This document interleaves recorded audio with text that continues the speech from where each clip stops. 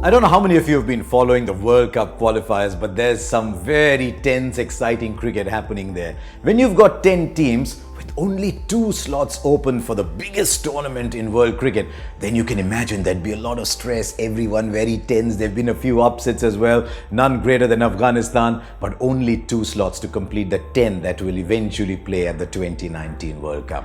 Should there be only 10 teams? That's for another day. But the debate will always be about whether when you're playing at the highest level of the game, every game should be a contest, because television rights money is huge. There's a lot riding on every match, and every match has to be as much of a contest as possible. The counter view to that is that the World Cup is a stage where everybody has to be welcome, where you allow people to show off their skills, where you encourage people, and that's where you take the game deeper. It's a longer debate, which we will do another day here on CricBuzz, but as things stand, there's only 2 slots available, and nobody has come apart as dramatically as Afghanistan have.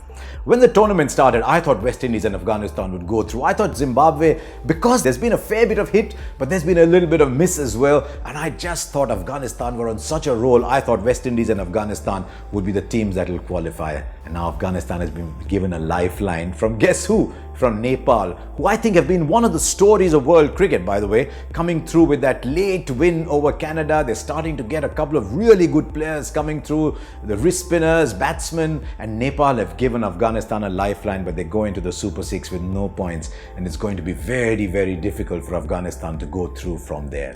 What about the West Indies? It pained everybody in world cricket a little bit that the West Indies had to go and play in the qualifiers. And even as the weakest team in the main draw of world cricket, the West Indies have been a class apart in the qualifiers. And it's good to see the likes of Gale and Samuels and Roach and Evan Lewis going out there and playing.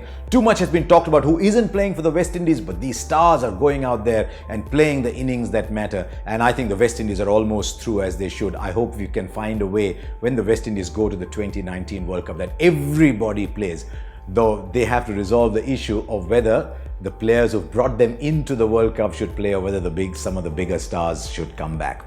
I'm a little disappointed with Ireland because I think they're regressing a little bit. They've produced some wonderful players, over the years, even when the time they had Rankin and Johnston, the O'Briens, Ed Joyce, George Dockrell. I think they've had some really good players, but I don't see the younger players coming through. So a little disappointed with Ireland because they seem to be relying on their big players all the time. Porterfield, Sterling, some really good players there, but I'd like to see younger players coming through from Ireland. And what about Cooper? You've got Ryan Ten-Doschate, you've got Roelof van der Merwe, you've got Boren Barretzi. I thought the Netherlands would do a little better than they already have.